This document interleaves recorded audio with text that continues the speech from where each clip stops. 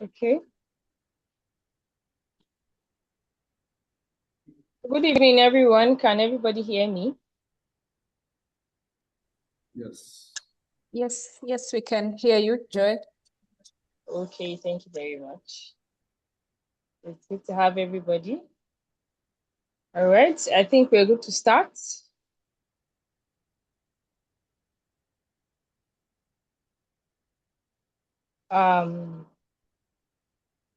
Good evening, everyone, and I especially welcome each and every one of you.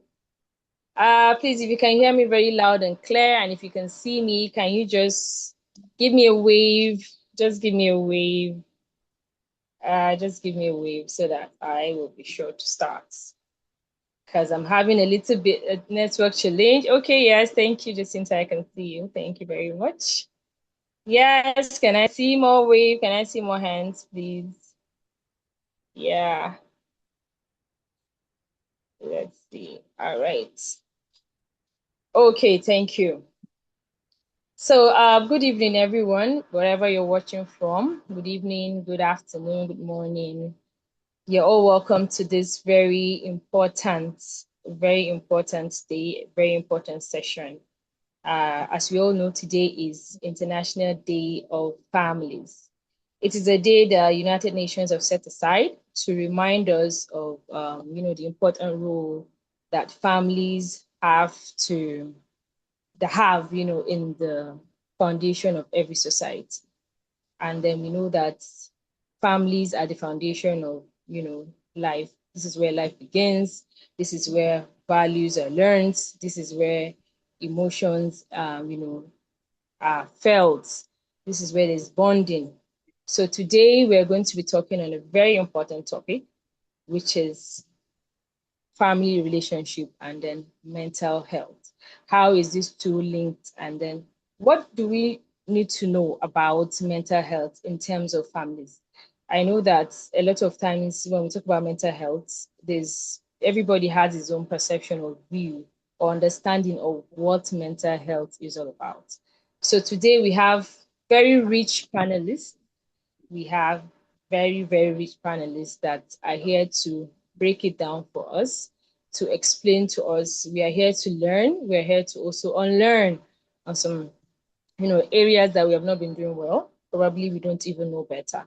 So I want to welcome everybody. If you're here, you're joining us, I want to say that you're in the right place. Okay. And then if you have any questions, you have any contributions, anything that you have, you can please put it in the comment section. There's going to be, a time for that.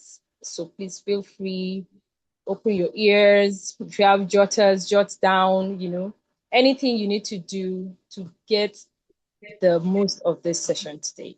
So once again, you're highly welcome. I will be passing my mic to the panelists to introduce themselves. However, I'm going to start with myself. My name is Joy Hassan Amin, and I am the coordinator for Girls for Change Community. It's a non-governmental organization with a project under DIBAL Foundation. And we do anything, girls. We talk about mental health as well. We talk about girls' safety, digital safety, both online and offline. We talk about GBV, just ensure that the girl child grows up to be a wholesome person in the community. So it's good to have you all. I'm going to be passing the mic now to Reverend Jacinta Kimani. Can you please introduce yourself? And we go in that order. Thank you very much. So over to you, Jacinta. Please on your video and introduce yourself.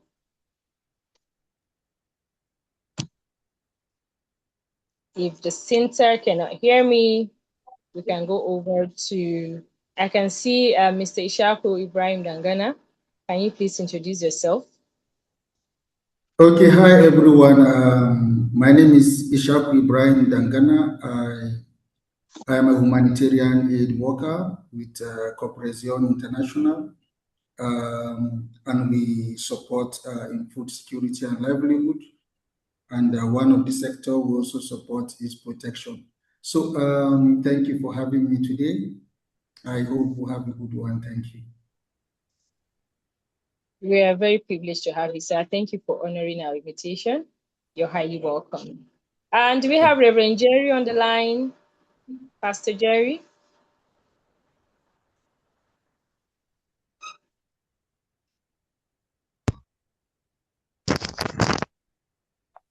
Hello?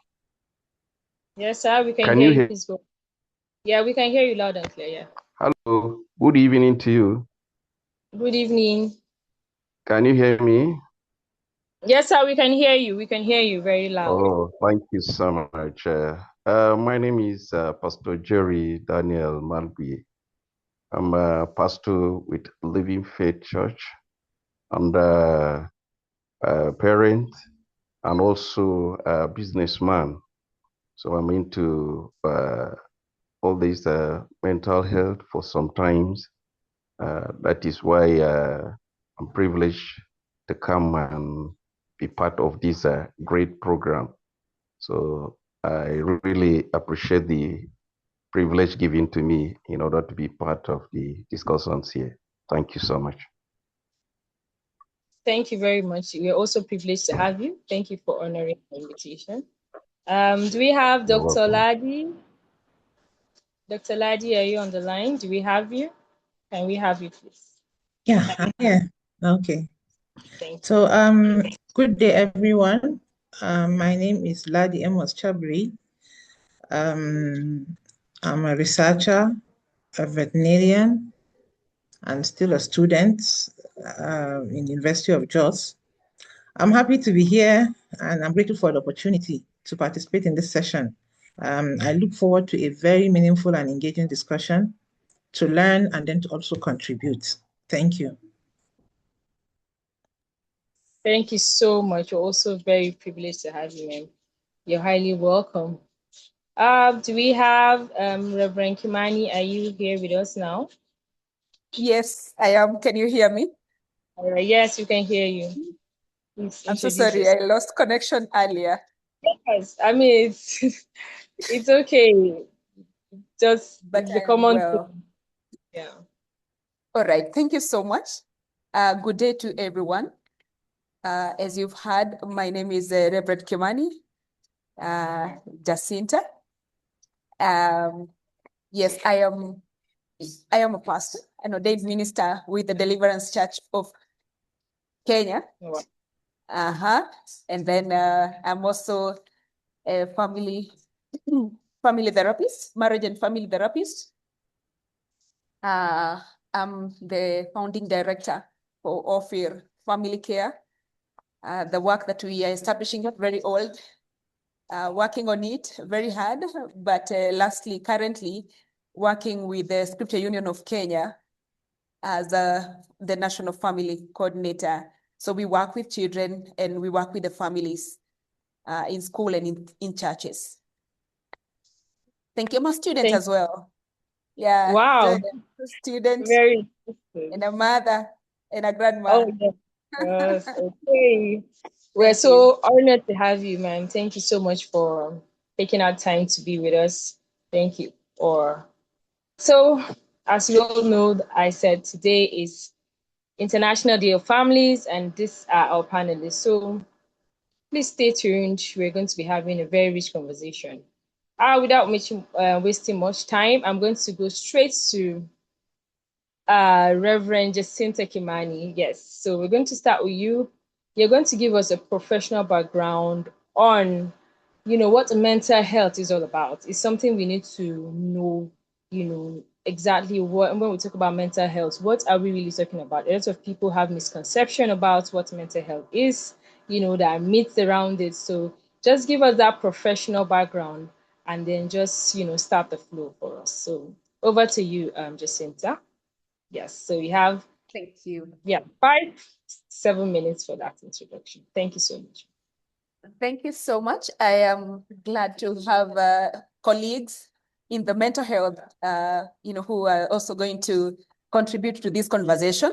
It's a critical conversation, especially in this month, the month of May, where we concentrate and focus on mental health matters. But amazingly, this week also happens to be very key, where today, as you said, Joy, it is a day we are celebrating the families. And I am glad in my country, we have currently been recognizing the International Day of Family. I'm actually coming from there today, where the cabinet minister or the cabinet secretary was officiating to mark that day together with other government officials. So it's a critical day, and happy International Day of Families. Thank you. To the mental health matters, our focus this day. What I would want to first begin with is to say that mental health, before we talk about the two words together, we have mental and we have health. So according to the World Health Organization, first is to recognize and appreciate what does it mean to be in health, which is a state of complete well-being, physically, in a human person, mentally and socially, so that then the person, we can say that the person is in good health, and therefore the aspect of mental is an aspect or just a small bit of health or well-being. And in this case, when now you put them together, we are talking about the cognitive, the mind. We are talking about wellness, wholeness, or the well-being of the person, both in the mind, also emotionally, and also in action. Because mental health has to do with the behavior of a person. It has to do with the cognitive, the mind, the brain, and it also has to do with their emotion. How are they doing when it comes to those three items? And that is why how we talk about someone being in a good state of mental health. So in specific, therefore, when we talk about mental health, we say that that means all is therefore the state of well-being of individuals, where they're able to understand and recognize, realize their capacities, their abilities to function normally when it comes to life issues, how we experience life, how we experience different things as we live day to day in our workplaces and other areas in our interaction with people. That becomes mental health. The way we are able to recognize and to understand what are my abilities, what are my capacities as a human person to deal with what I'm experiencing today, here and now, whether on matters of relationships, job, family, for our case today, family dynamics, all those kind of things that play around our lives. We can be able to say that if you're able to understand and recognize how well you're able to cope and deal with them, then you are someone we can say that is able to understand and able to tell what is it that I can be able to do for me to be effective and productive. Over to you, Joy.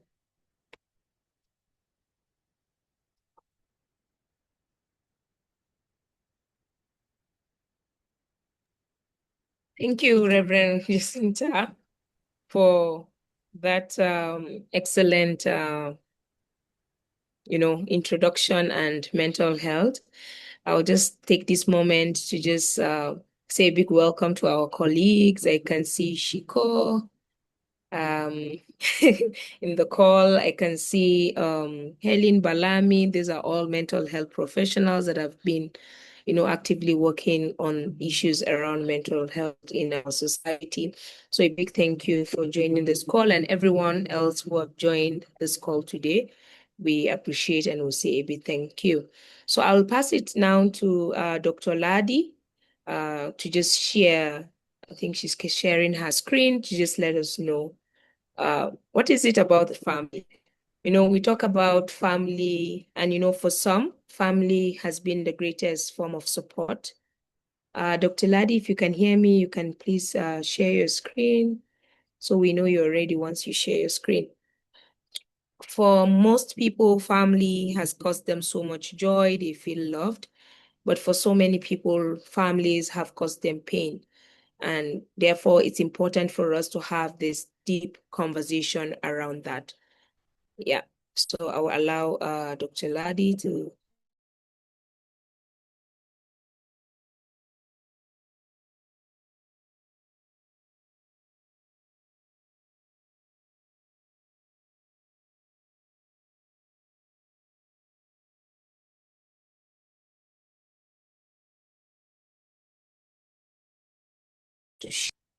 So we.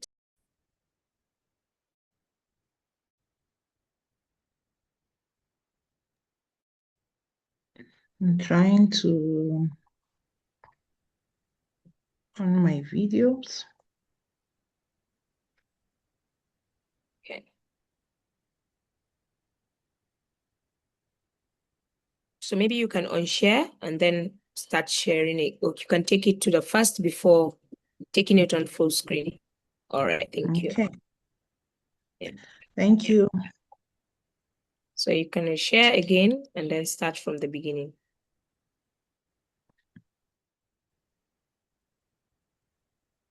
So I guess you can see my screen right now. Yes, we can. Okay.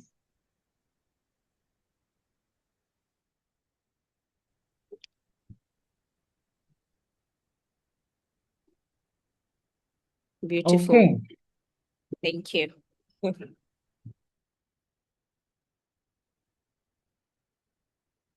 So it's a privilege to be part of this conversation on mental health and family dynamics, and I'm happy to just give us a little brief talk on this very important topic. Now, the first presenter have already talked about defined mental health for us, but I'll just say that mental health in this concept, in this conversation, simply refers to a person's emotional, psychological, and social well-being. It means how we think, feel, and relate with each other, and how all these dynamics transform to us handling life challenges. Now, this is mental health in the global picture of what mental health is. We can see that globally, nearly 1 in 7 persons worldwide is living with a mental disorder. And then in Nigeria, we're talking about 1 in 6. So it's actually a very serious problem that it's interesting we have chosen to discuss that. Now, these are key global mental issue statistics, prevalence of 15% in the world's population, and leading to about 727,000 suicidal mortality. So mental health, the picture shows that it's a major concern globally in Africa and Nigeria. And for the family dynamics, why family dynamics? If you look at this slide, it shows the picture of how encompassing this matter is. Now, for families, mental health affects our communication. It affects and shapes the mental health of the entire home.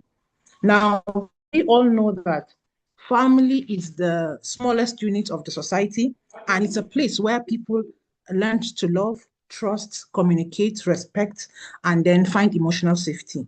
It is the primary unit where people's life and future is defined. Now, understanding family dynamics and the pattern of interaction among the family members is very key in helping us with issues around mental health. Now, they include how people talk to each other, resolve conflict, express love, and set boundaries. Now, when you talk about mental health in family dynamics, it can be positive or negative. It's the point. But the positive family dynamics relating to mental health is the fact that it can promote peace, confidence in individual, and then emotional stability. And then the negative is what leads to issues like depression, anger, loneliness, fear, and emotional withdrawals. Now, the key variables when it comes to mental health and then family dynamics is the fact of the issues around boundaries. And then when we talk about boundaries and family, it looks as if it's conflicting, but that is where we need to ensure that we create this awareness, because the fact that individuals belong to a family doesn't mean that healthy boundaries cannot be created. We have to respect each other's space and privacy. We have to avoid verbal abuses. The fact that individuals belong to a family doesn't mean that they should be exposed to all forms of emotional traumas. As a member of a family, individuals are entitled to having respect for their privacy, having boundaries around verbal abuse, forcing someone to speak when they are not ready or willing to, allowing children to express healthy emotion respectfully, and then giving spouses some space and rest. Those are things that are healthy within the family. And unless we understand that, it will be very difficult for individuals to enjoy a healthy relationship within the family. Now, in a family, mental health can actually be affected by how family members communicate, how love and emotions are expressed within the family, parenting styles, financial stress, relationship between husband and wife, spousal relationship, our past experience, grief and trauma. Those are things that naturally will affect individuals' mental health. Now, how do members of family express this? It comes out in the way we think and feel. It also comes out in the way we relate to members of the family, and then the society, people within the society at large. So these are very key things, because a healthy family environment can strengthen emotional well-being, while unresolved issues will put members in stress, conflict, and then it will fester in poor communication, which can generally affect mental health. Now, members of the family, we know we have parents and then, of course, children. And that is the ideal family setting. Either spouses with their kids, or the nuclear, unique setting of family is parents and their children. Now, how mental health works within family is the fact that it goes top down.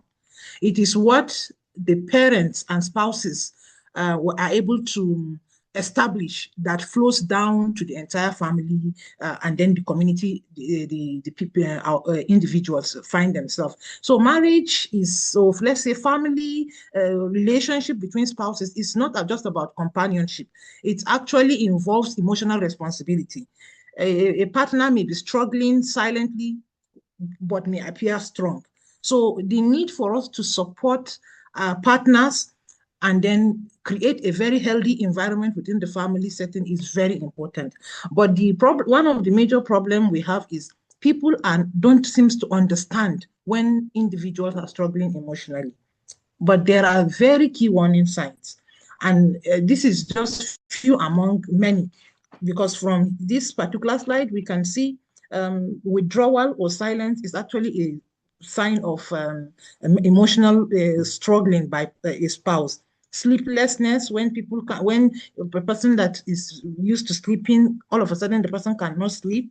Emotional outbursts, somebody just unusually shouting and screaming at every trigger. The person will just start talking. When someone talks hopelessly about life, there is no the individual, the partner is not optimistic about life. All these are signs that a spouse is suffering, having emotional struggles. So this, once we are able to understand that this is the problem, I think half of the problem is solved, because then you will approach the partner, encouraging your spouse, sharing responsibility at home, avoid publicly embarrassing the person, because once the person has some of struggling emotionally, the chances is the actions will there will be a deviation in the person's action, and as such the other spouse may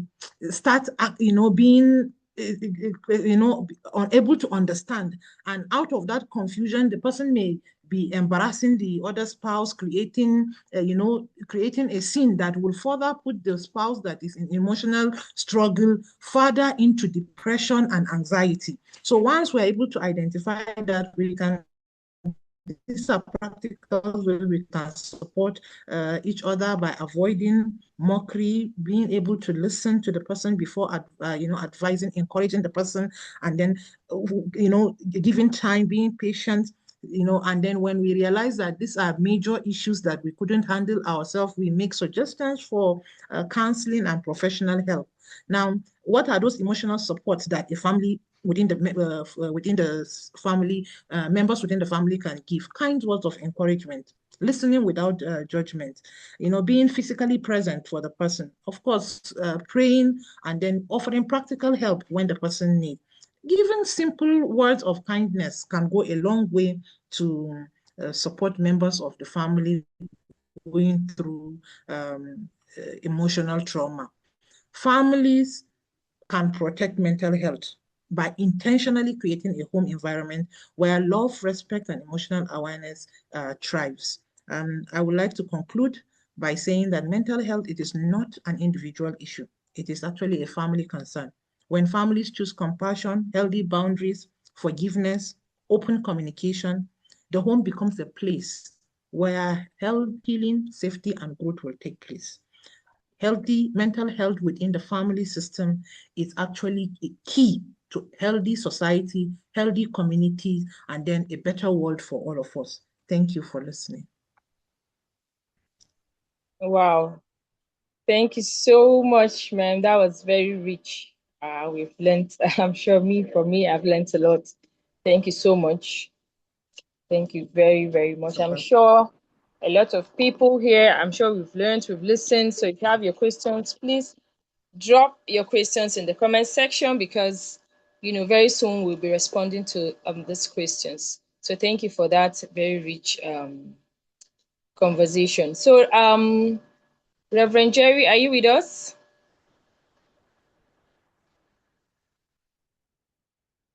Is Pastor Jerry with us?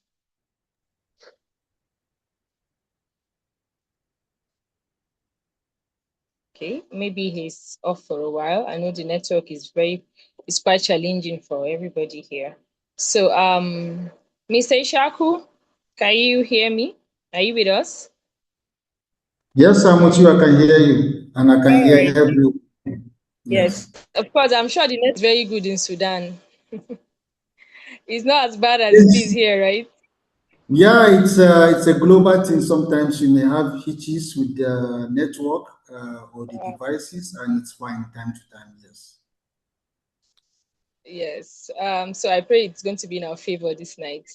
So thank you for Sure. joining. Thank you for agreeing to be part of this very important conversation. And just like what Dr. Ladi has mentioned, we now know what mental health is, and then it's just about the mental well-being of individuals. We see people in the society, behave in some certain that a family is from the foundation of every society. So how can we relate, the broader society, from the family to the broader society? What are the things that are missing when we see people outside behaving in a certain way? And you know that, of course, majority of these people come from a family. However, the behaviors you see, I don't think any parents will sit their children intentionally to begin to, train them negatively, so to say. But then we see people out there behaving like there was no upbringing whatsoever. So how does that, when we're talking about mental health, how are we going to relate, this kind of behavior from the family to the society? I'm going to say one quote before I give you the mic. And I remember you always say something. You say, you when you talk about common sense, you say common sense. We talk about something, we say this is just common sense. You say common sense is not so common, it's not as common as we think, So please just give us, talk to us about this issue. I know you have a lot of experience around that. Okay, thank you. This is quite engaging and very educative. I want to also thank you and Jacinta and also Dr. I think the one that just finished now, I think Yes. Dr. Rhoda, right? Amazing. Okay. Yeah. So that was really very, very good. So you are right, Joy. You see, there is always a remote cause for every action. And then when the remote cause is ascertained and tackled, then it will not escalate. Yes, of course, you remember my words very well, where I normally say when you wake up in the morning and you think, well, you should kneel down and even pray to God and thank Him that you are really behaving well. And it's really common in our society. So when you see the effects of how people behave and it's extended to the society, it's an extension of what has been the remote cause of an action. Now, let me stretch it to our humanitarian intervention down here. We have a lot of IDPs, we have a lot of people who have lost family in Sudan. In the context of Sudan, you get to see family to reunite family has become so tough. And just like our initial speaker spoke, you ask, and what has really made one to become mentally unstable? It may not necessarily mean that the person is mentally mad or something, but you need to know that people are really going through a lot. Some people, because problems have overwhelmed them, just like the earlier speaker spoke, it is really making them think in a very bad way, and this will affect the society. So the effect of what one is going through would definitely affect the broader picture and everyone around, and it's contagious, by the way. So that's why we kept saying, keep talking about it, keep observing. If I have a friend, I have a family, my wife around, colleagues, and even those we have around here during our intervention, keep the observation active. Keep observing and see those threats that will probably linger, because in the society, you get to see peer pressure, you will get to see a lot of advices that are negative. So you get to see a lot of actions that will make people normally may not want to. Some may even, when they are left alone, may consider maybe suicide is an option to end it all. So that is why, for me, I see today's topic as very vital. It is part of our protection intervention in the field of humanitarian activities, where you should not do harm. You should ensure whoever you are giving intervention to is stable. What is it they are going through? There is need for counseling sessions so that people will get to speak, and then you really know what they are going through. Because if you do not do that now, the action of what they do will affect the general society. You find a teenager now who is not into drugs and the likes, will start taking that because somebody told him, once you take this, you forget about your worries and your problems. So I think today's topic is very broad, and I really appreciate this opportunity, and let's keep saying it. And those, there are people also, you find someone being bereaved or going through a lot, keeping quiet and not even crying. Now, those ones, they are operating at a dangerous level, because the more they don't speak, you really need to talk to them and make them speak. They have to speak, they have to say what it is, they have to say where it is pinching, and then so that solutions can be provided and they can be encouraged. Thank you so much. Yeah, over to you. Okay, thank you so much, sir. That was very rich, eye-opening indeed. Thank you so much. We are really, for me, I've learned a lot. I've picked a lot from this. Thank you, sir. We're coming back to you, of course. So, yeah, thank you so much. We're going back to, I don't know if Pastor Jerry, are you now with us? Yeah. I've been with you. I think I had some hitches in the connection. Can you hear me? Yeah, we can hear you now. I can hear you. I can hear you, sir. All right. I think it's just some network issues. I was trying to speak, but you couldn't hear me then. Yeah. Okay. It's everywhere. I mean, you're not everybody, nobody's exempted from this network. Wahala. Anyway, so It's thank all you. right. We'll have you back. We've been talking a lot about, within Mr. Ishaku just talked about effect of mental health in the society, how it affects even from the family to the society. However, I'm going to bring it back into the Yeah. family now. And as a family man, how does that relate to raising children? And we know that now, there are different parenting styles. You see children exhibiting different traits, different characters. So when it comes to encouraging emotional stability, how when it comes to raising children, that are emotionally sound, stable, how does that, correlates mental health, raising children? Nobody's exempted, like we know. That's about the well-being of the mind. So can you just put, more light on that for us? Thank you so much. Thank you for having me. I appreciate the privilege to speak in this great occasion. Actually, I want to especially also appreciate right from the introduction when the pastor did it, and then Dr. Chabri also carried on very powerfully, and lastly, Ishaku before I come on board. Thank you so much.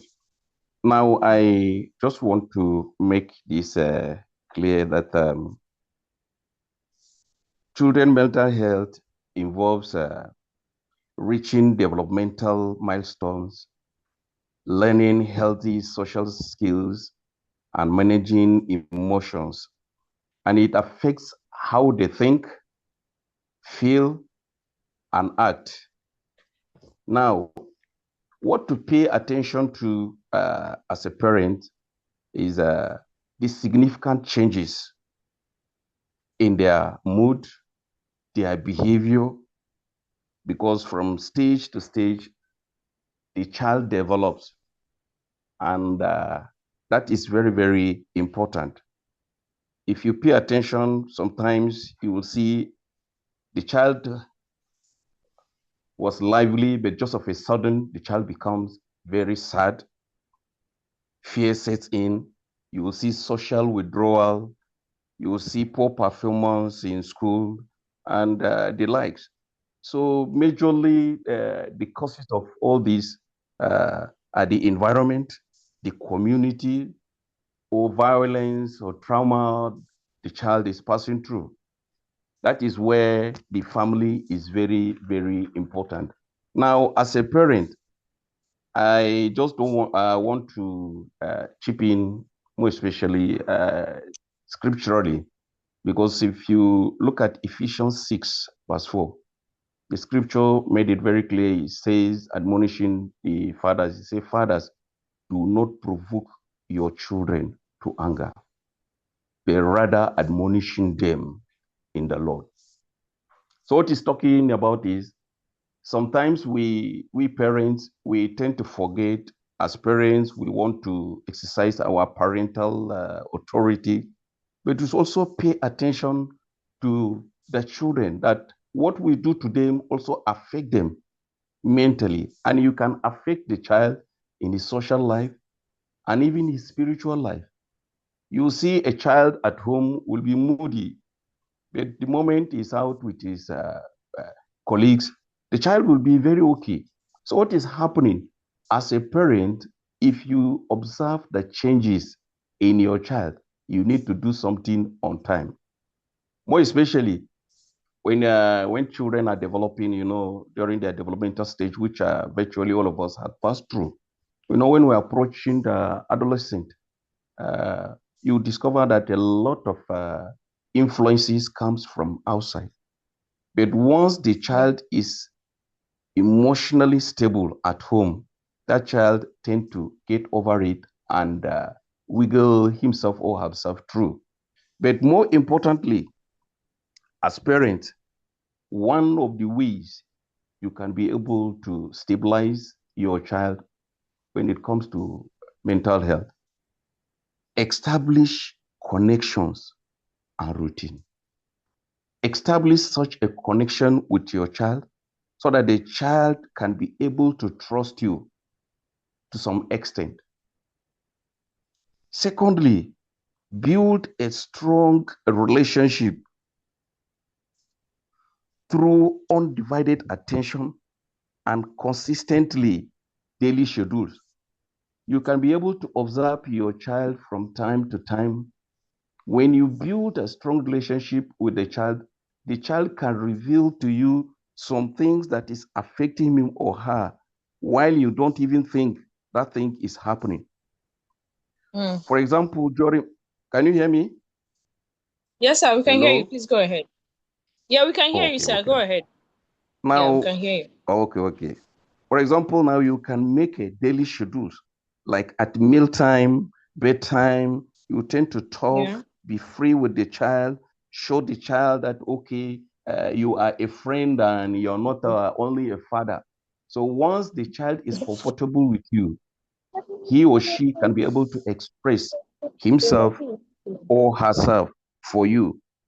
And also, as parents, practice active listening. Always listen to the feelings of your child. That validates their emotions and ensure they feel heard and supported. When your child is telling you something, rather we call it complaint, listen to the child. Why is the child saying so? Why is the child speaking to you at this stage? Because not every child can be able to confront their parents with their feelings. And we should understand that if you don't allow the child to express himself to you or herself to you, the child can express it out there. And when it falls into the wrong person, the hands of the wrong person, that is where the challenge will be enormous and the situation can be degenerated. So as parents, drawing your children close to you so that they can be able to express themselves and you will put them through. Because as a parent, anything you tell your child, that child will take it with all seriousness. Another factor, as parents too, be able to express yourself calmly in the presence of your children, because that also helps them emotionally. More especially when there is a burning issue between parents, parents should learn to express themselves calmly, and the child will now take it off from there.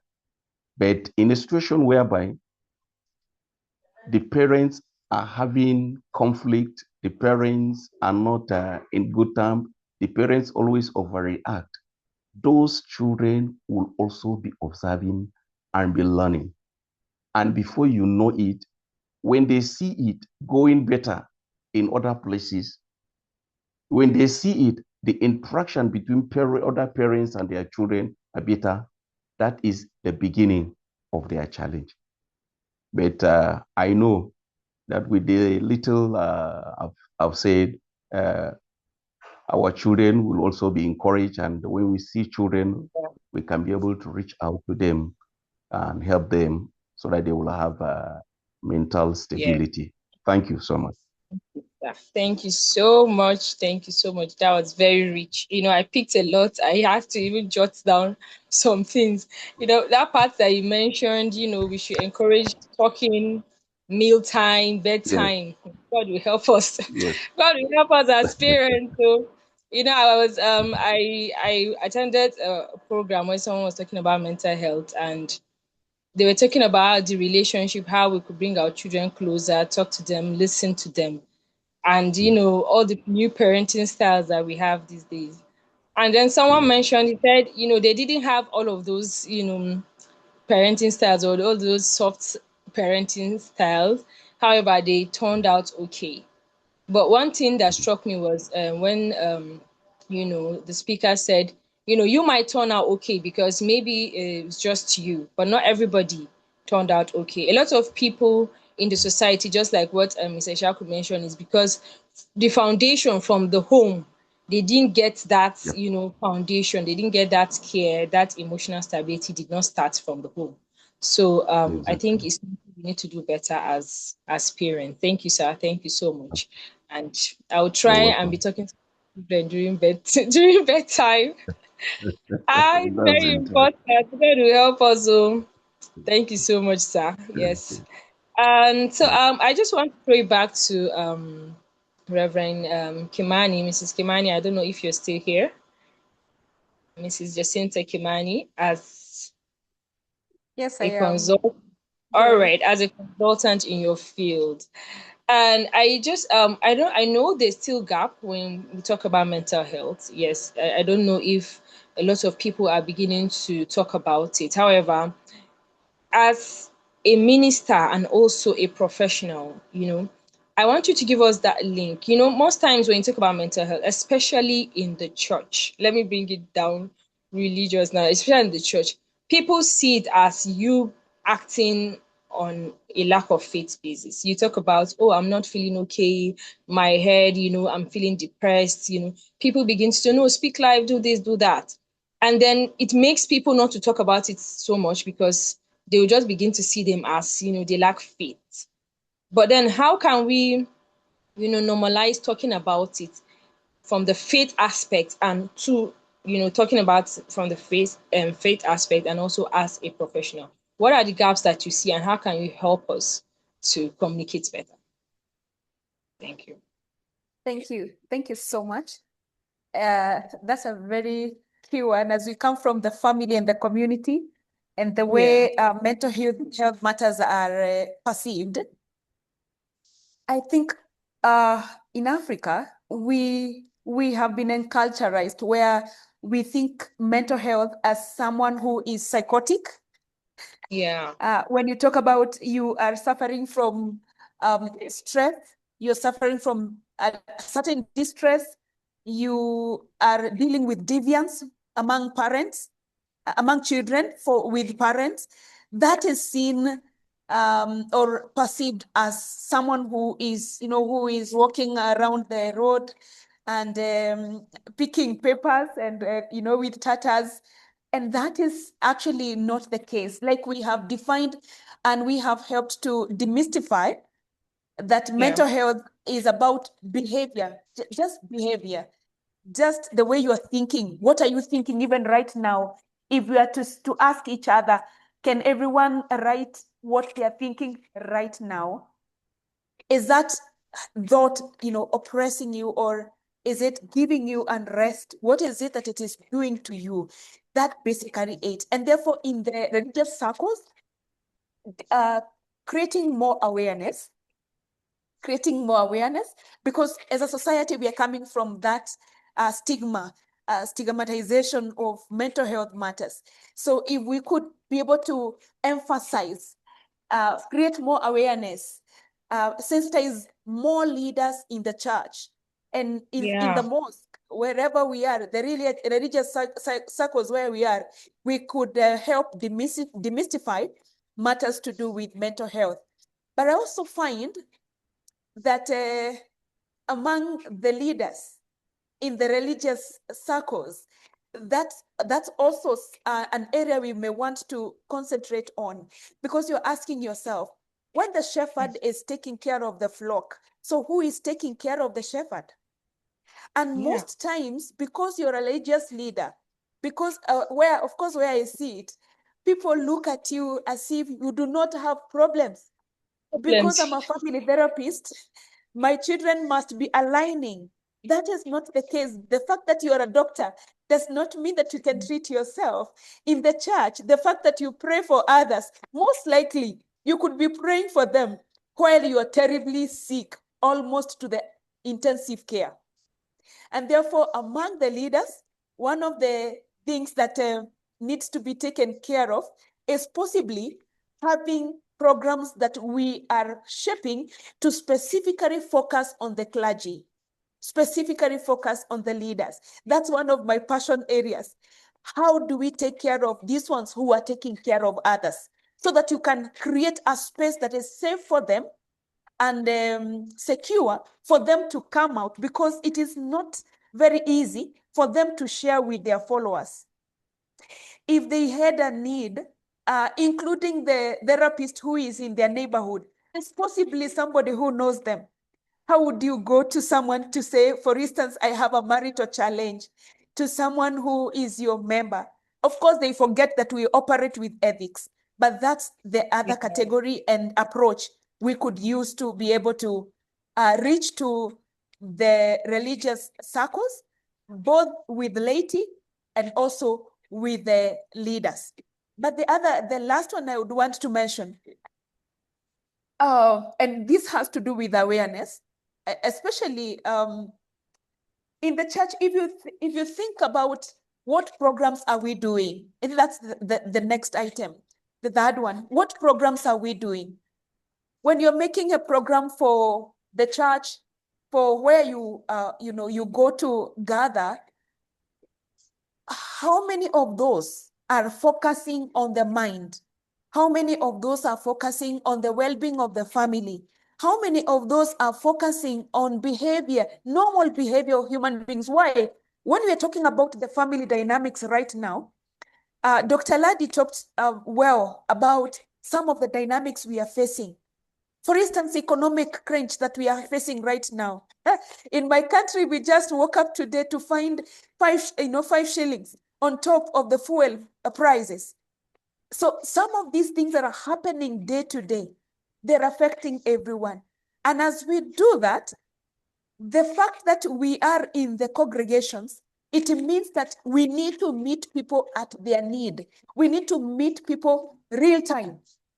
When we preach about the financial wellness and invite the people in the banking system, in the economy, in the economic economics, we invite those people who have that prowess, so that when they come, they are addressing the family members at their real problems and challenges. For instance, mental health we're talking about today. We just introduced it and said, this is the mental health month.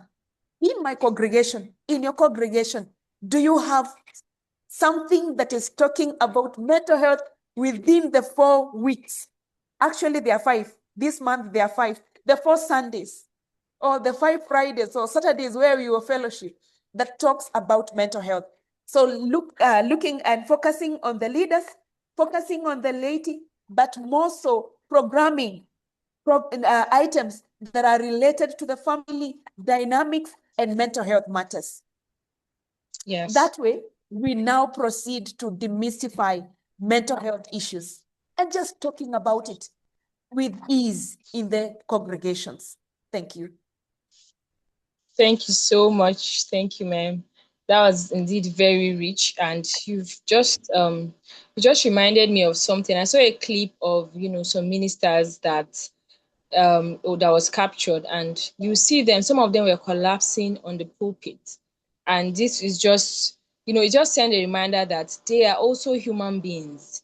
They are praying for their congregation, and then but are members really praying for them? Are they even observing? Are they even checking up on them? Which is very important.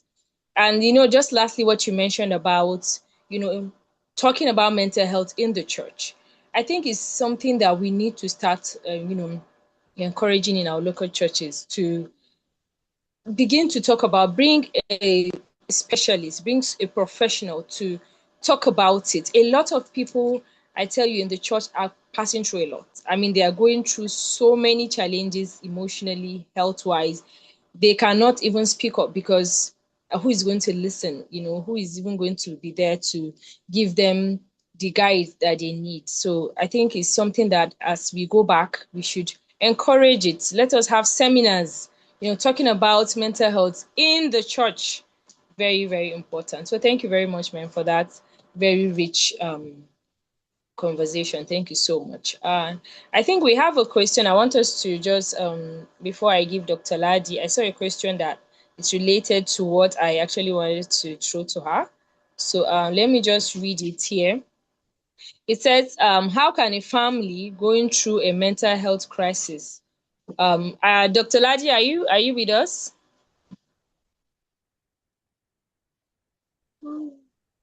Yeah, and I think before we get to that, Mrs. Joy, Yeah. we have some of our classmates in the room with us, so I'm quite very excited to see them, and so we have a lot of mental health specialists with us, so that is great.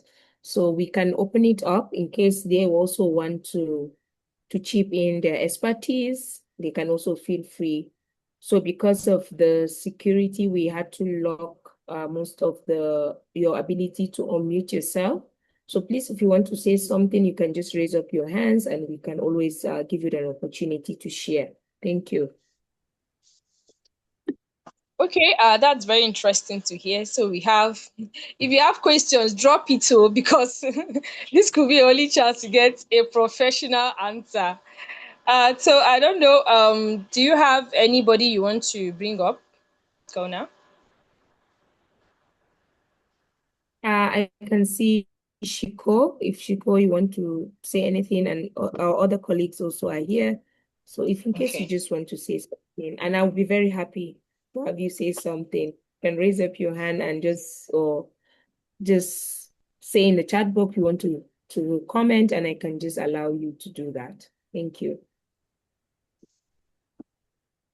So we are mostly students, PhD students, so please, like you shared, if you have any question, please send it our way. Thank you.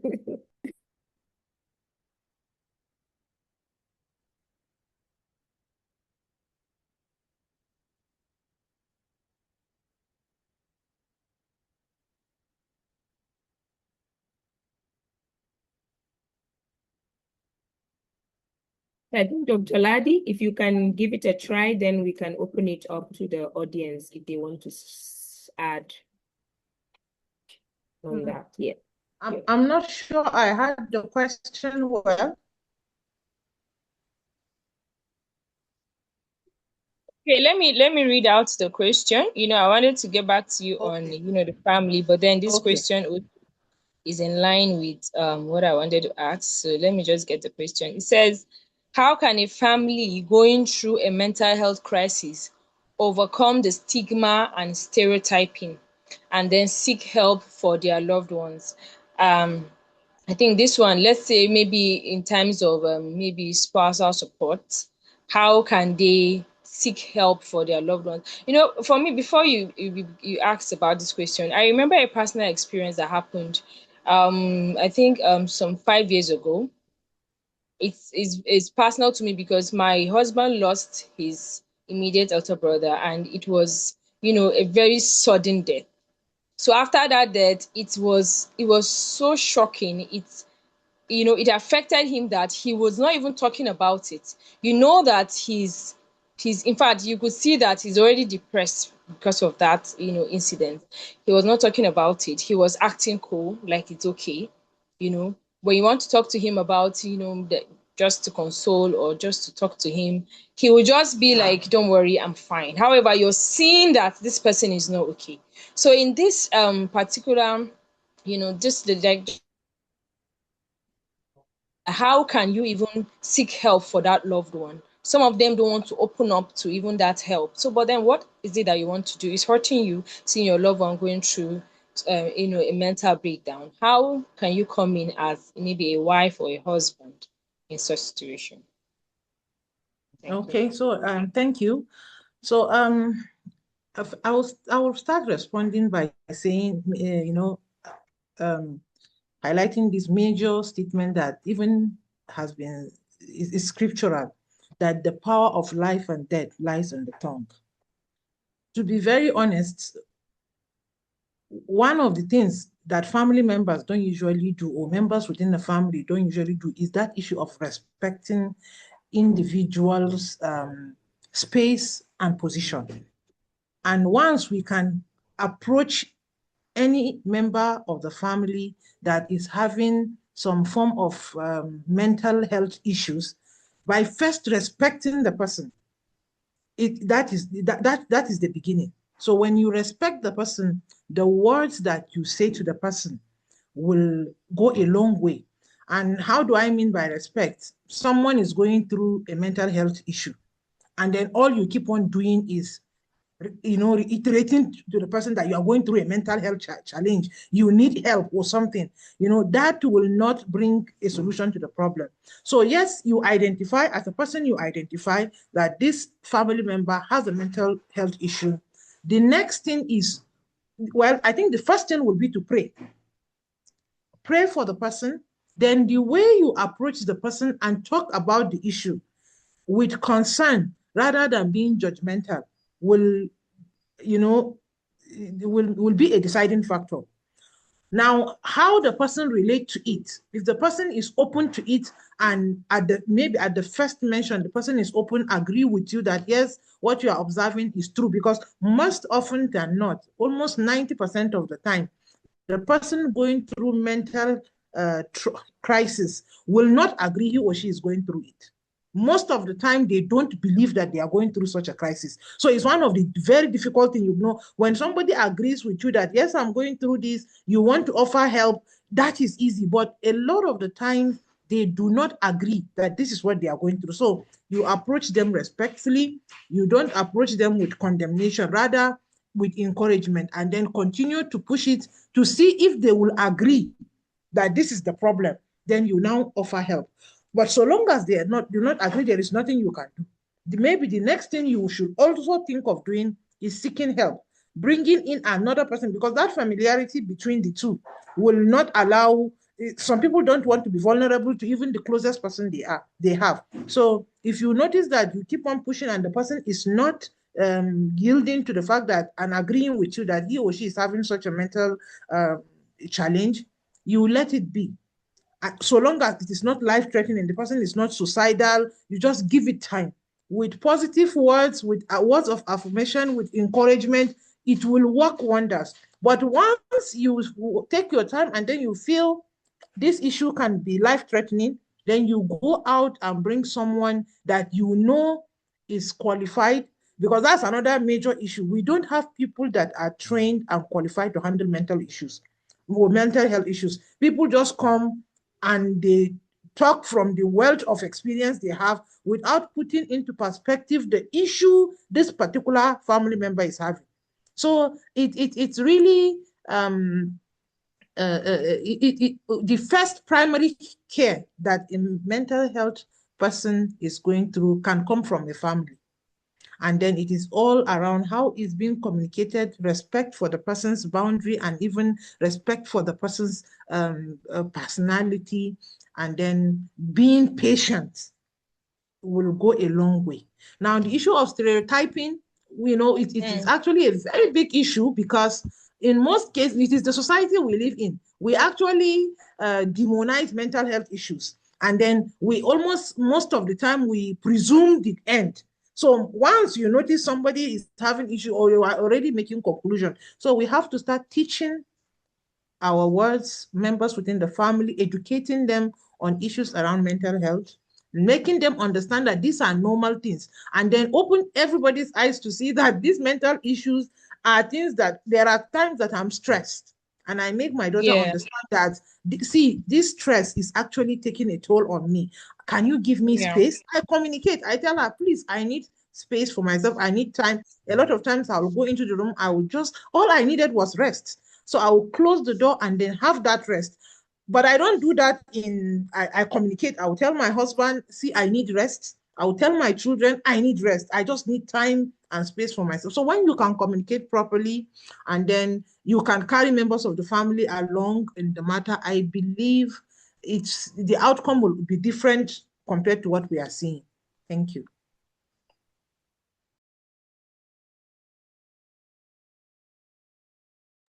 Thank you very much, ma'am. I'm Yeah, so sure I think Diana was raising her hand. She wants to contribute okay, on the all right. same. So we can give Okay. her a minute to Okay. Good evening, everyone, and thank you, Kauna, for inviting us here. And I love the Good evening. conversation. I just wanted to first commend the team that has put this together. Interesting conversations. The presentation was just amazing. I know that in as much as some of us are already therapists and again students, it is new every day and interesting depending on how it has been packaged. So it's quite interesting. And I love the fact that Reverend Jacinta has mentioned the issues to do with therapists being present in church and just raising our hands, maybe not just for this month, but continuously for congregants to know that we have a therapist and a person people can run to. And we are seeing a lot of things happening, especially, I don't know whether it is because of the awareness, the numbers of suicide in our country. I think there's a report every day. This person has committed suicide or this other one. In my own church, 2 days ago, we had a church member who is also a police officer who attempted suicide and currently is in hospital. And I'm seeing everyone, including myself, just, tiptoeing around her, and we don't know what to say. But of course, we need her to be well first, then we can see how to move. But it is quite, there is a deep need. And again, as it has been mentioned, having professional therapists that we all know ourselves and we know the areas that of our strength, that even when we say I can do it, let us talk about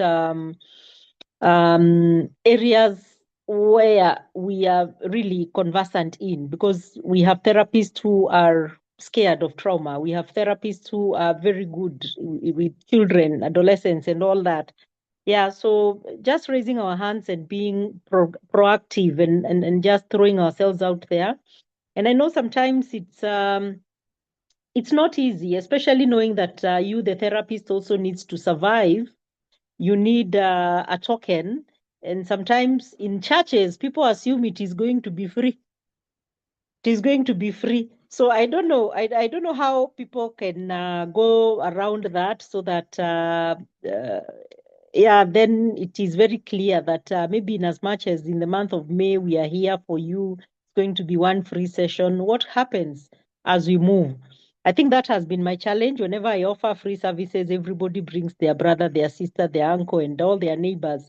And then you end up being the pro bono therapist in your village, and then you you cannot even afford to go for your own therapy personally. So I don't know how people maneuver, go through that. All right, thank you, Diana, for raising that. And I think as a profession, and for all of us that are professionals in this space, even the moderator here, Joy, I think we've had that conversation before, where you would be a therapist for entire village, but then no one asks how do you feel, because that's your job, right? No one goes to the doctor to ask for free services. You go to the doctor, you pay your consultation fee, even if it's a family member, right? You pay the consultation, you pay for the pharmacy, pay for the lab test and all that. And we don't see any issue with it. But when it comes to therapy, it's just like, okay, I'm just talking to her. Why should I pay? And I think that's the need for us to create more awareness around this. And also for us as professionals also to look at the situation that we as Africans are in this part of the world, where mental health is not seen as a very core important part of health. And we can even see from the insurances that we have in Kenya. I know insurances don't usually even see mental health as a key. When you're going to be, you're seeing a psychiatrist, it's 7,000. I've experienced that when I personally wanted to seek for professional help. So we can even see even the system itself is structured in a way that it doesn't recognize this as a very important work.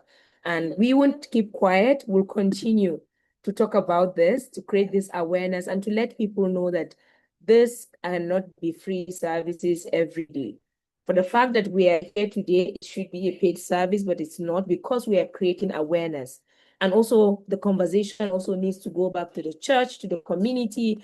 We can ask if our government, it goes beyond the conversation, the policies, the laws, to see that mental health is very important and it should be key in part of even our insurances, in part of course, suicide has been criminalized, where you see when you attempt suicide, instead of you going to the hospital, you're going to the jail.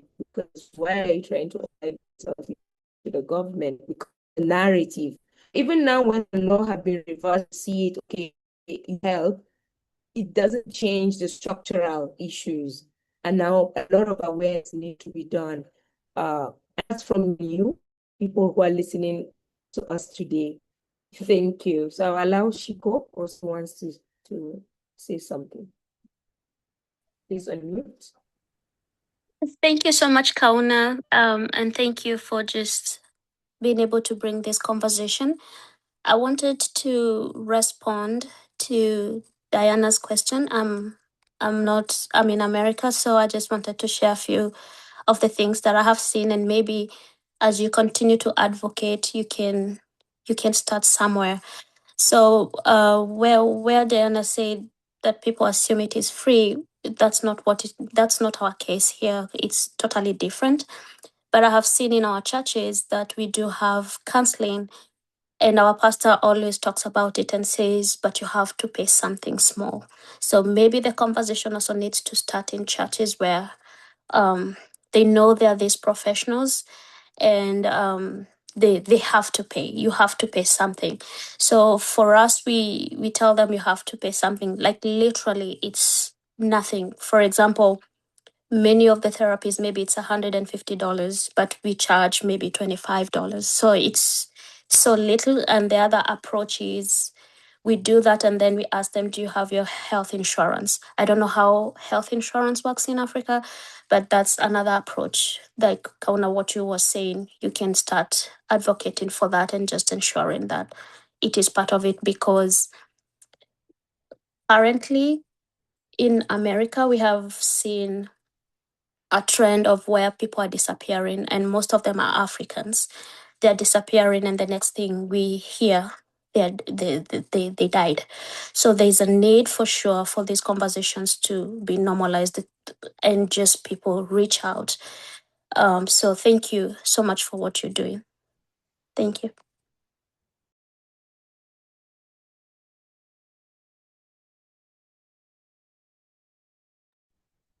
Yeah, thank you, Shiko.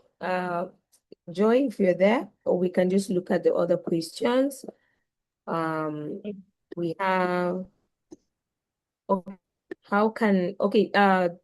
Reverend Jacinta, if you can answer the question around child issues, so maybe you can make it broad enough because there are families who are actually going through deeper, the shame. I think mostly is around the shame, around, having a child experiencing mental health issues, because the first thing the society will tell you is, how can you say the child is having anxiety? Like, how can you say that? The child is just misbehaving, or even talk about children going through, developmental issues, or having even been on the spectrum, like ADHD and all those issues, special needs kids, where in Africa, most kids are not even tested for that. So it's just tagged as not an ill-mannered kid, not well-trained kid. The parents are always being blamed for how the kids just turn out, not knowing the child is really struggling. And maybe we can combine it with this other question that see how do we go about certain cultural norms that continue to do more harm than good in families with regards to mental health, and maybe gender biases in upbringing, all those issues. We can still relate it to childhood, to this childhood sector, or I would say category, because now when you grow up in that particular environment where it doesn't allow you to even understand yourself better, how does that really relate to mental health? So I'll just give you 3 to 5 minutes. Thank you. Okay. Hey, Karuna, that's quite a lot. I want to begin from the point of how among children, how do you identify an issue that needs attention as a parent? There are some characteristics of behavior that you're able to clearly and quickly identify for you to be able to seek support. Because when you're dealing with children, sometimes children of different age categories, there are those young children, school going, there are teenagers, there are youths who are still in parents' houses. So one of the things to be able to address the issue is to first, are you able to recognize or to identify whether that issue, like Dr. Ladi just mentioned at some point, whether that issue really deserves to be addressed by a profession. Some of the ways to be able to identify that is looking at the behavior of the child and what is how the child is experiencing their own life. Is that behavior a deviance? Is it out of the normal?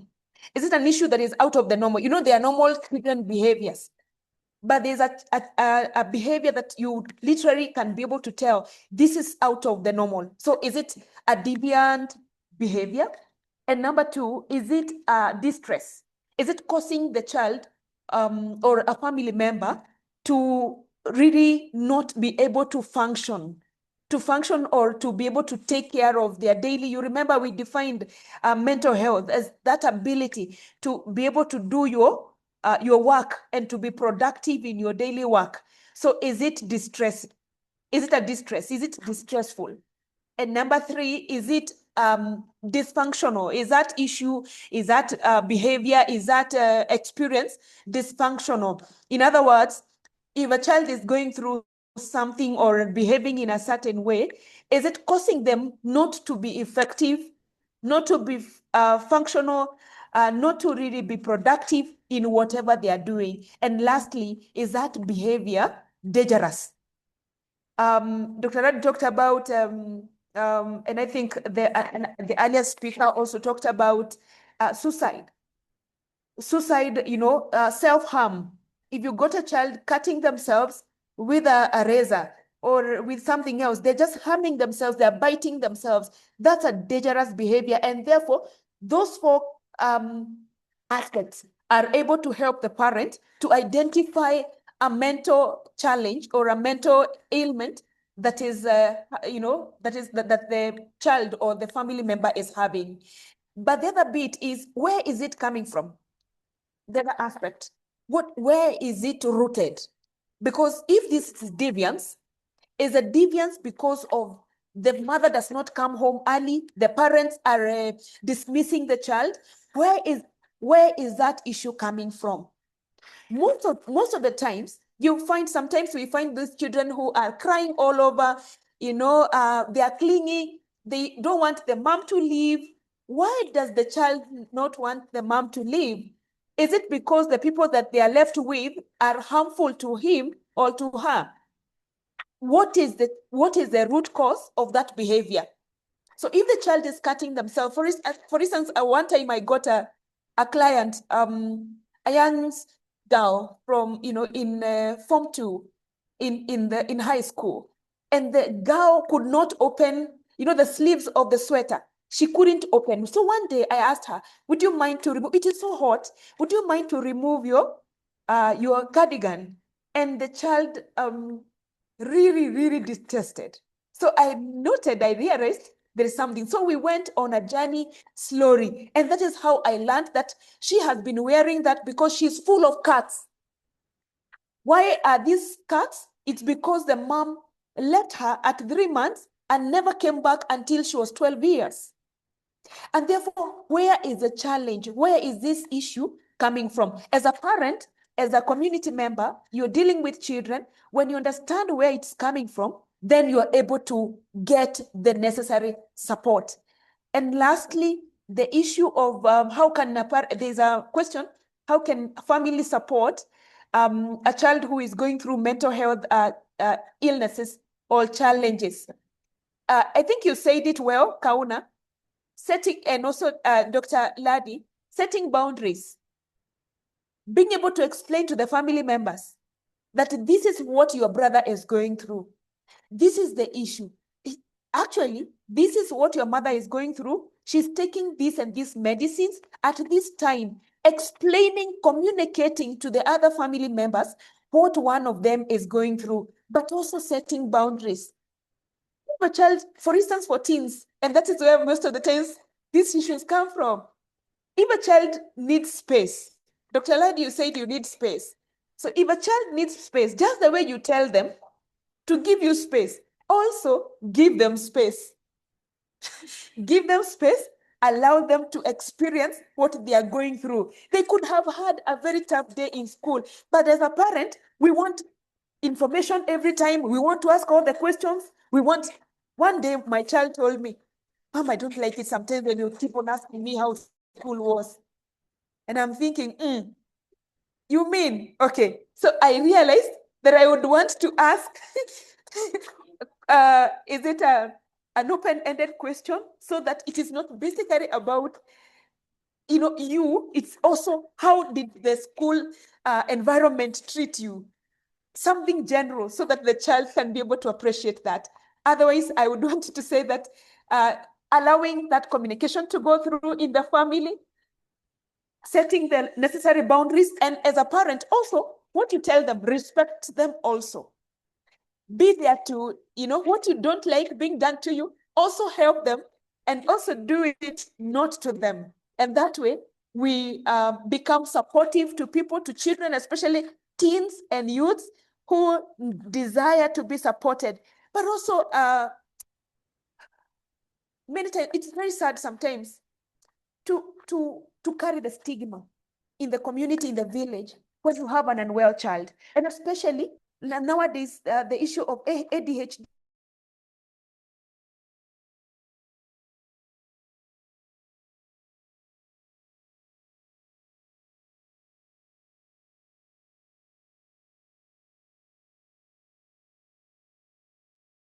I think we lost Reverend Jacinta.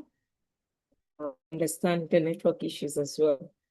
So, our moderator, Joy, and we have also, I think, 2 or 3 more questions. So there are so many specialists in the room, so experts, so maybe anyone can just answer the other questions that we have as we begin to round up. Yeah, she had to drop, so she can join anytime soon.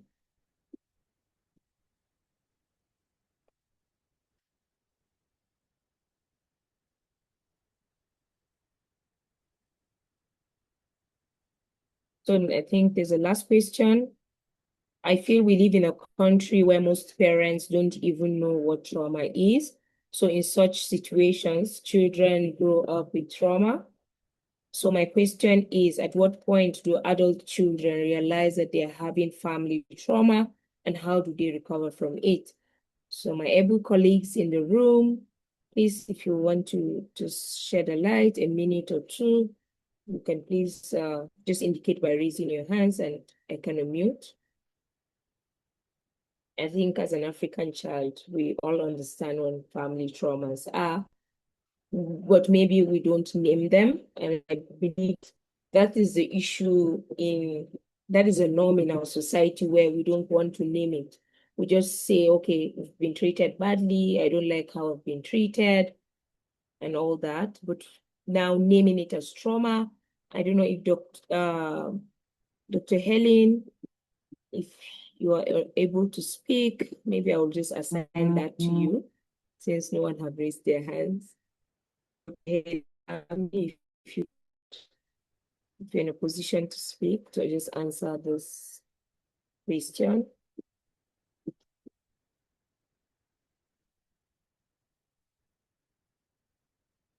Anyone else in the room who would like to answer this question? Mr. Ishaku, would you love to try?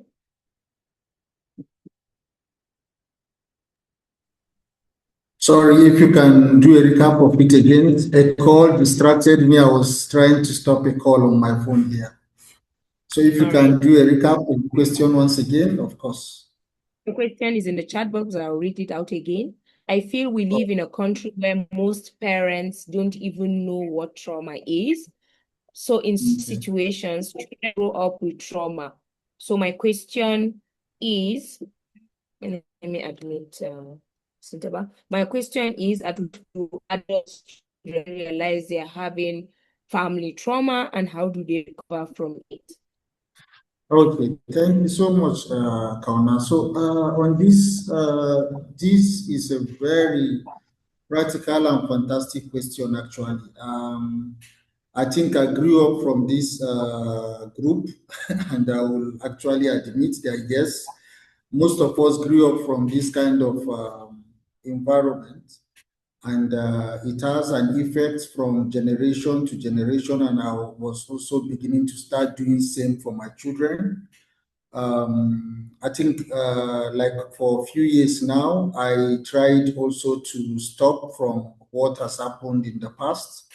Example is showing my kids the scars on my feet, my legs, to say this one, your grandpa gave me this scar, your grandma did this to make me a good child and all that. And they're asking a lot of questions.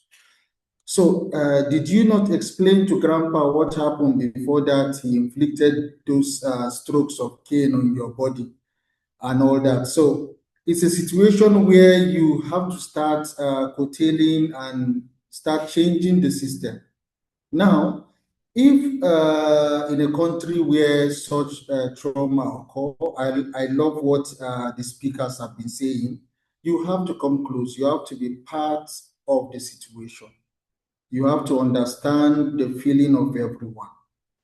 They need their spaces. They have something that is troubling them. 2 days ago, my son returned from school, and I could see from the video call that he wasn't okay at all. So the mom is demanding he goes to pull off the uniform. He is having a problem from school. So this situation, there was need for a balance, and even though it was through phone call, I had to draw the attention of my wife to explain the situation. Ask him, I think something happened in class. Our generation, during our time, parents tend to dish out instructions, authoritative instructions to do A, B, or C.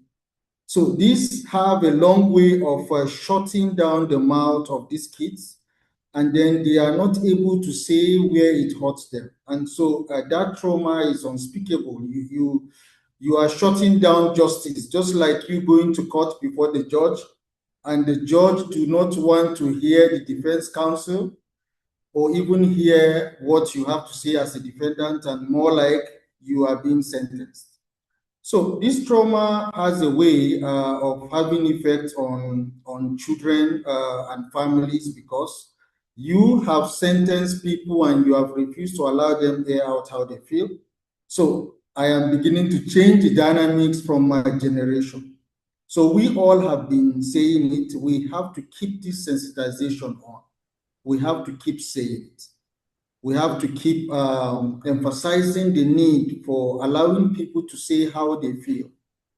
So when I drew the attention of my wife back to that analysis, and I said, ask this young man what happened in class. And then he got frustrated in class, more like he got some questions correctly. Some would have raised their hand to get it, and for that reason, he could not find his pen. He got it from the last classmate. The other classmate gave it to the other, more like playing around with his intelligence and giving him a lot of stress. And the teacher was not ready to listen. So this, if you combine it with the situation where the mom is now telling him, just go and pull off your uniform, I don't want to hear anything from you. So in the society where I grew up, where even without doing anything at all, you will be disciplined by your parents in those days. I have to be clear with you. We have to be practical here. So, ladies and gentlemen, you get to see your dad return, and he sees everywhere in chaos, and he will not bother to ask, is it Kauna? Is it Dr. Ladi? Is it Ishaku? Is it who? You just have a taste of it. So we have to give this sensitization. We have to keep talking about it. Parents need to talk more with their children. Children need to talk more with their parents. We have to keep this system going in a way where that closeness and friendliness. Now you have to balance the equation between discipline and listening, and then merged with love. So you need to let them understand what is okay. They need to understand your sign language. And when it is not okay, you need to have a communication system between you and your family as to when it is a no and when it is a yes and why. Because my daughter will keep asking, Daddy, why did you say no? She has the right to know why you are saying no. And she has the right to say why you are saying yes. So if you say don't go there, why don't you want me to go there? So let the communication system be aligned to the current trend in the society. Now we have the social media, and we have the neighborhood has changed. Things have become digital now. So the society is becoming more and more complex by the day. So we parents, I think, in this generation need to upgrade the more. We need to balance discipline with societal norms, and then we get to see in that way. I'm sorry for taking your time. Thank you. Thank you so much, sir. Well, that was very rich and indeed very practical. So, as parents, a lot of us are guilty. A lot of us are guilty. The way everybody's in a rush, so we need to just come back and calm down. I think it's important when, as parents, when we are also calm, we'll be able to, give more attention to our children. So thank you very much, sir. Thank you so much for doing justice to that question. Thank you. So Connor, are you on the other end? I think I saw someone dropped a comment. We passed it earlier. That was asking if there's a process or a guide on how to start a conversation like this, or a template. Yeah. So for digital rights and mental health initiative, one of the things that the organization does is, especially now, which is very commendable, is carrying this conversation of mental health even to secondary schools, primary schools, secondary schools. And I think one of the sessions we had here, a lot of children are passing through traumas. They are passing through, emotional instability that their teachers cannot even give them what they want, or even their parents. They don't even know who to speak to. They don't know who to go to. They are bottling up this, emotions. And then you see the outburst. Someone said something about, when a child, when you see someone even being the bully, you don't know that even the bully that are pretending to be, the strong ones, they are also passing through some challenges. So they are just using that aspect to kind of make them feel okay, which it calls for, deeper connection, especially with the parents or any caregiver that's in charge of those children. So um, I think this mental health is something that is a welcome idea. It's something that from now on, from henceforth, we need to keep advocating for it. We need to keep talking about it. We need to keep sensitizing the society, the church. Yes, the religious bodies, we need to keep talking about it. Sometimes these things are not just casting and binding. Like someone would always say, God forbid is not a strategy. You don't just say God forbid and then imagine everything just wipes. You need to take intentional measures still. So thank you very much for all the beautiful contributions. We are really, we've been fed. Yes, we've been fed. Kauna, are you there? Yes, I'm here. Thank you so much, Mrs. Joy, for this share. But I think as our parting shot, we'll just leave the last question as we think about it, but we'll just open it now to anyone in the room who have one or two things to say, because of course we are creating a community. Someone was asking if you have a template, and I think what we're doing right now is a template, right? Because this is the basics, because if you don't even know, then how can you even start thinking about it? So for you to even start thinking about it, we've started creating a template when it comes to this conversation around mental health. So the last question, I think we've answered all of the questions. We've combined it or answered it in one way or the other. How can we help an adult where so many indicators of mental health concerns are seen, but he or she had made it clear that he doesn't need help? So these are very open. You don't need it to be an expert to answer this. So if you have a child, a spouse, your parent, your sibling that you know, you can already pick that these are signs of mental health challenge, but they are saying, no, I don't need help. Just leave me the way I am. What do we do? Because that should be now our ending conversation, because we want us to all live with informed on how to deal, to be like the first aider. So now you have to live as a first aider today. That, okay, you have someone that you can clearly see going down the hill, and they're saying, no, I don't need help. I don't want to go to the hospital. I don't want to speak to any professional. I'm mentally okay. I know Dr. Ladi have spoken about that earlier. They will tell you they don't need any form of help. They are just okay. Why are you seeing me? Am I mad? Am I stupid? All that. So how can we do that? Yes, Dr. Helen is here. She wants to add to the question. Yes, please. Thank you, Dr. Helen. You can go first, and then others can go. So we'll leave it open for the next 5 minutes, and then we can call it a day. And of course, we'll invite you again for the next session, because this is an ongoing series and it's an ongoing conversation. I wish we can have it weekly, but everyone is having a tight schedule. But I'm happy for those who have made out the time. Our speakers, we really appreciate we're going over time. But please bear with us. In the next few minutes, we will be done. So Dr. Ellen, you go first, then Dr. Ladi, I see your hands are up. Thank you.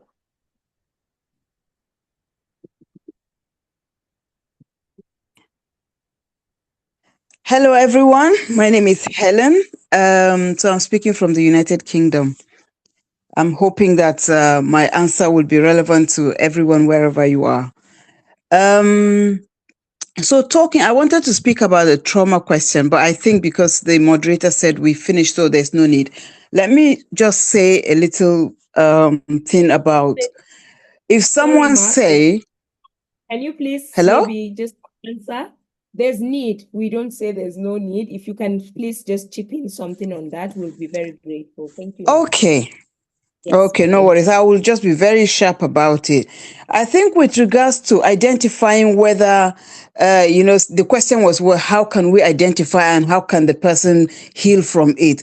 It's, if you don't know it, you don't know it. Until the symptoms happen from the trauma, you will not know. A lot of people are carrying trauma, especially if you use Nigeria as a point of contact, to be honest, as an example, there is trauma even in the community because of the conflict. I mentioned this in one of the previous sessions we had.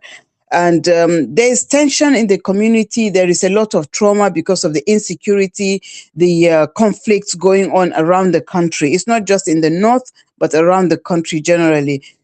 Sometimes you really don't know that when something happens in street A, street B hears about it, and they're also traumatized.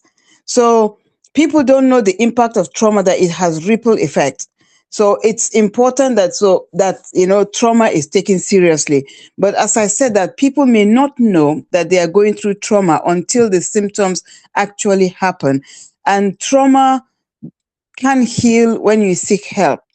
And seeking help can include things like simple things like maybe even talking about it, depending on the level of the trauma, sharing it with somebody, or seeking, speaking to a counselor, to a therapy. Talking therapy does help. Or if it's something that is actually serious and it's gone to, the other end where the person is exhibiting serious symptoms of mental health, then they need to see a specialist. And when we talk about specialists, it's a health professional. You can start with the common general practitioner. General practitioner can identify that, and if they feel they can't handle it, then they refer the person to see a specialist in mental health. And I know not every system is very organized like that, but to be honest, these are the only ways that one can get help. There are so many things that one can do, like I said, to get healed from trauma. One of them is self-care, really important. When the person discovers that, this is the impact of what I have seen, it's impacting on me, then self-care, it starts from self-care. Self-care is just focusing on your own self, doing the things that will help you to get better. I went on a training on suicide, and one of the things that, was taught to us was that somebody commits suicide actually in an estate. You'll be amazed they don't know this person at all, but you'll be amazed that the whole people in that community of that estate also are traumatized. They are impacted by it, different levels of, impact. So it is important that people seek help. It is important that the help is also available. I also know that we're talking about countries in Africa where those helps also possibly are not in, structured, and possibly people don't know about it. But as we keep talking about it and as we keep advocating, I believe that, these things will be put in place. Let me jump to the current question. I hope I don't forget it. The current question, what's the last question again? Let me have a look. Oh gosh, let me not take too much of your time. Right. If somebody doesn't want help, what do? You can't force anybody to get help. You cannot force a person to go to the hospital, especially when it's an adult. The only time where you can force someone is when somebody is a danger to the community. They have become a danger to themselves. That's when you can force the person, get the person to, get help. But when you know the person is exhibiting these symptoms and you're talking to them or you've spoken to them, they say they don't want help. There's nothing you can do. What you can do is position yourself. You offer the help, you tell them where support is available, and also position yourself to say, I am available to offer you help. I'm available to speak. I'm available to support you. I think the most important thing for that person is knowing that someone is there, someone they can trust. So for me, that's what I can add to that. Thank you. Thank you, Ma, for sharing. Dr. You're Ladi, welcome. 1 minute. Thank you. Ma. Okay, so I think a few things I will say. Number one is I will still repeat what I said earlier. Aside the fact that you can't help someone who doesn't need help, there is something you can do as a family member. Once you have access to the person, you wake up in the morning and the person is within the family household. Say good words to the person.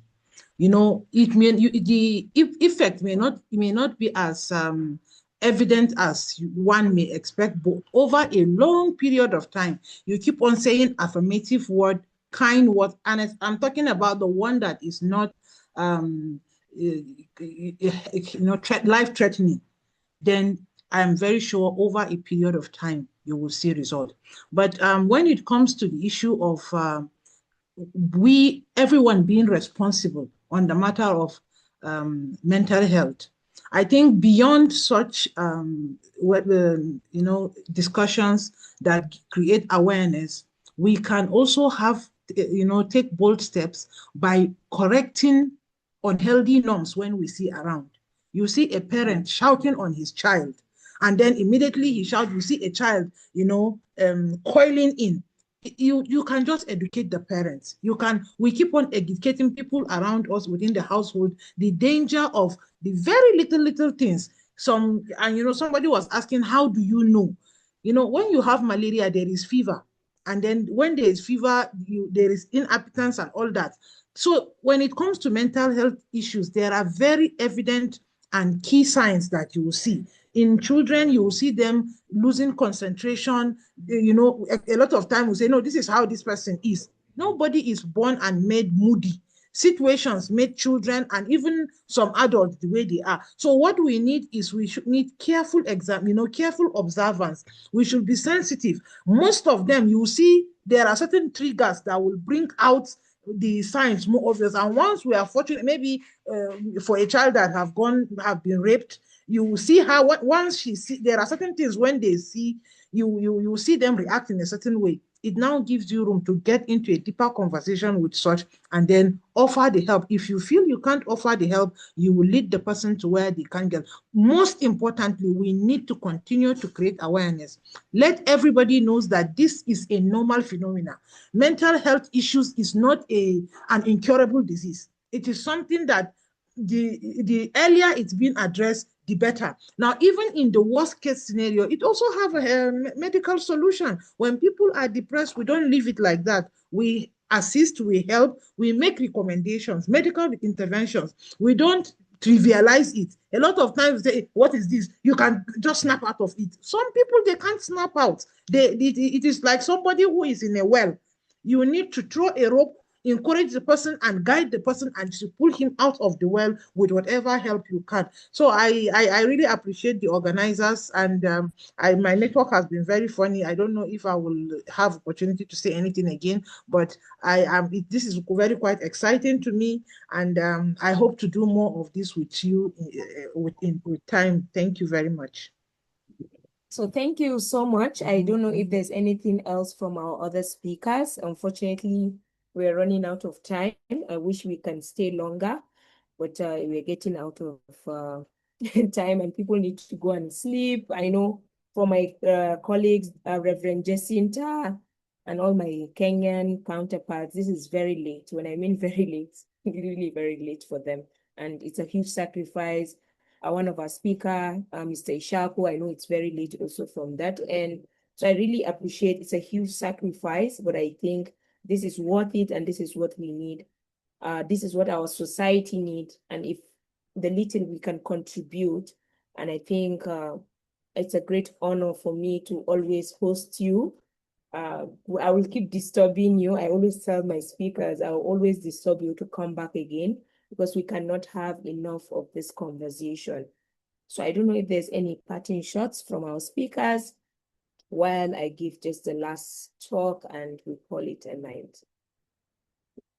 Pastor Jerry, Mr. Shaku, if you just have just a word for us. Yes, so let's keep the observation distance, just like Dr. Lighty mentioned, the observation distance. Even though they are going through a lot and they are saying no, according to the last question, let's keep the observation distance. Let's see how they are faring. Let them know that they are loved. And let's keep this sensitization activity going. Let's keep saying it. Let's keep talking about it. People may think they are okay, but they are not. Let's keep saying it. Thank you so much for the time, and thank you so much for having me. Yeah, thank you very much, the organizer. This is really an eye-opener. It's very interesting. If there is a way it can go to the broader society for enlightenment and for people to go about it, because most of the people are ignorant of mental health. They just see it as a norm, just like it was discussed by other speakers and so on and so forth. But it is important now, because any great thing starts small. So as you keep on championing it, at least with time, we can see the effect on our society. More especially we Africans, we know where we're coming from, just the way Ishaku was talking about. That is the norm in the society. So the most important thing is when you keep doing things, keep showing the little people around you that this is how to go about it, it will affect the larger society. More especially if you can use the church, is very, very important. We can use organizations, more especially our cultural organizations, reach out to them, because so many people are passing through so many things. but they don't know that is something that is surmountable. They always think is a part of the society. So thank you so much for especially the speakers. Your contributions are awesome. Thank you, the organizer. We deeply appreciate you. Thank you for the opportunity. God bless you all. Thank you, sir. We really appreciate. So this would be my parting shot. My deepest appreciation to all of you.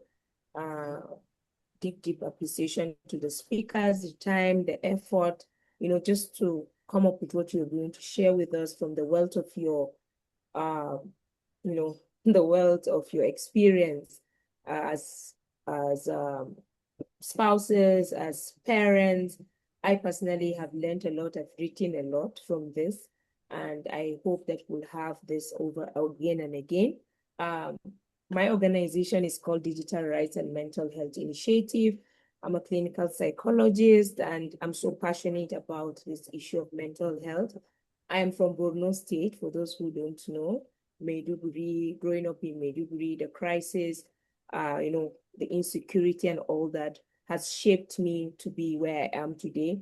Because every time when I hear about mental health, I just remember the girls, the boys, the parents. The trauma is just deep in the society where, we don't even talk about it. And we can see it now coming up in this generation, 10, 20 years later. So we can just imagine the next 30 to 50 years, how will our community be like? And for me, it's a driving force for me to push this conversation. And I'm happy that I'm having people with like minds, taking their time also to join hands and partner with us and also collaborate with my organization.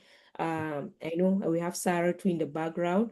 She's also one of our members. She has been very supportive. She has not said hi to us, but I believe she's she's doing a lot of work in the background, and having this conversation, the setting up, it requires a whole lot. And please, we're calling out, if you want to partner with us, you want to collaborate with us, you have associations, meetings, communities that you want them to hear what you've just heard, please reach out to us. We are doing back to school campaigns where we go to schools to just talk to the children, the parents, and also parents through the PTA and also the teachers, because we've seen there's a gap between the teachers, the parents, and the students, in as much as they are almostly in the same room. When it comes to mental health, there's a huge gap.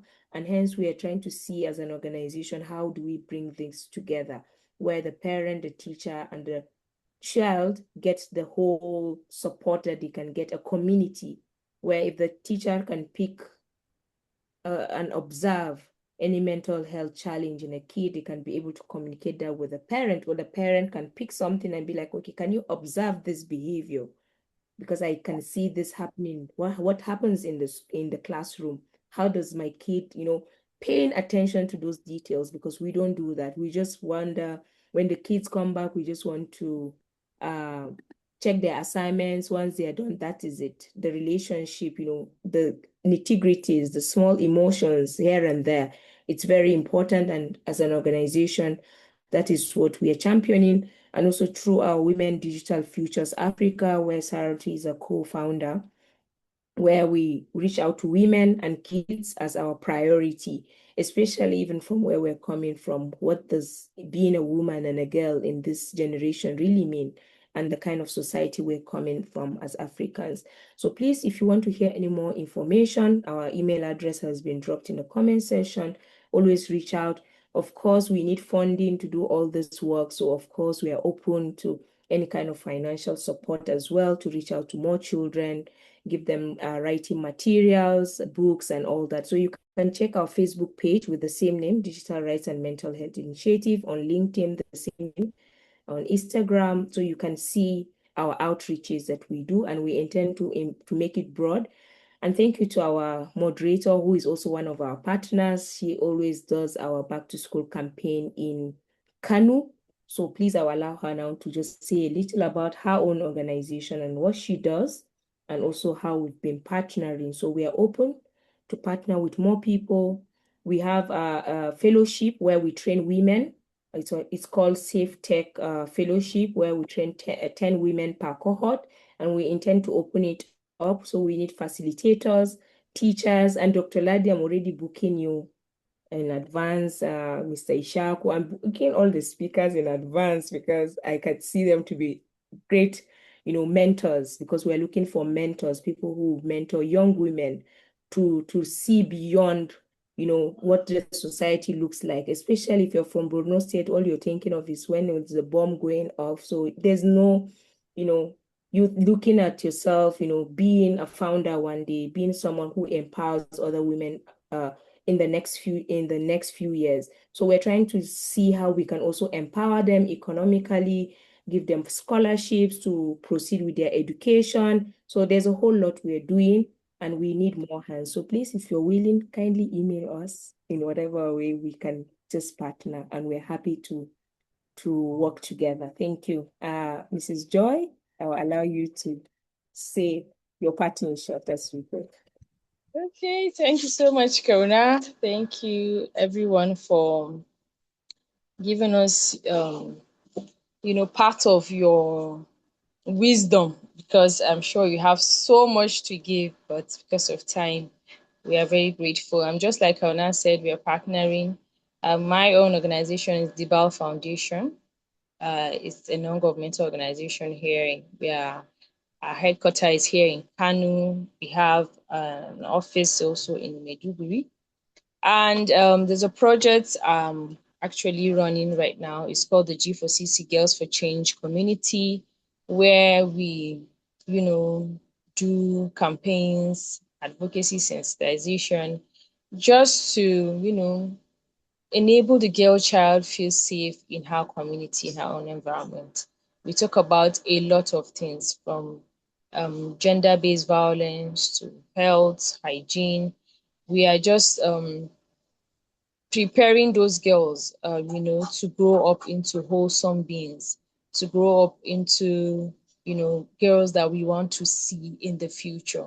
We know that apart from the family unit, there's a lot that individuals need to do in enabling our, children to grow up to be the kind of persons we want to see them. Just like this conversation has brought our attention to understanding that there are some behaviors that we see, some children exhibit, not because they are bad children, but because there are some challenges they are facing, that nobody is paying attention to them and they don't have anybody to speak with.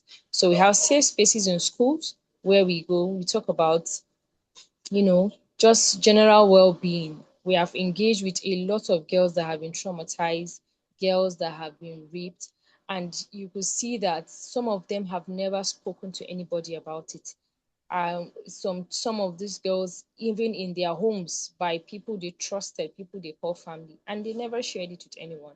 So I can see the impact of what we do, and giving them a voice, telling them that, it's not okay for them to just sit on it.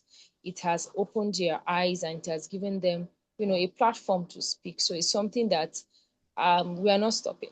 We are not stopping anytime soon. We keep doing this. It's passion is what we just want to see that the narrative is changing. So thank you very much for giving us this platform to the Digital Rights and Mental Health Initiative. Kauna is working back to back. I've never seen someone so active. I mean, I don't even know if you have 24 hours like all of us. It's because you're always, engaged, doing round the clock. So I must commend you. Honestly, I must commend you. I pray for more grace upon you. And I know that, it's going to be bigger and better than it is. This awareness have to reach the end. So it's like evangelism. We need to keep speaking about it till everybody gets to hear, till it's normal, to people's ears. So thank you very much for giving me the opportunity to moderate. I did learn, I did follow you for back. So thank you so much. Thank you. I'm humbled. Thank you so much. And we want it. Let me be selfish now. I want it in the Bura community. Let it, the evangelism be more there, because that is where I am more. And I'm sure Dr. Ladi is here. Who will drag us and it starts from where people think it will not start, and that's Borno State, where, you know, we can hear all the bad things, but let something good come out of that. We'll use our experience to bring out the best, and I'm sure God is going to help us in this journey. But I just want to say I'm deeply grateful for the team I have, passionate women, people who go out of their way, and I'm deeply just blessed to have you all, you know, close to me and pushing me, you know. You people are the ones pushing me. Don't say I have less. You push me regardless of all that. When I remember, even if it's one person, I always tell people, even if it's one person, that their mindset get changed by this conversation, it's a great win for me. And I believe the blessing will always have the blessing. So thank you so much, and God bless you all. And I hope we will invite you again and again. Please don't get tired of us when you see our emails. Thank you. Thank you. Thank you so much.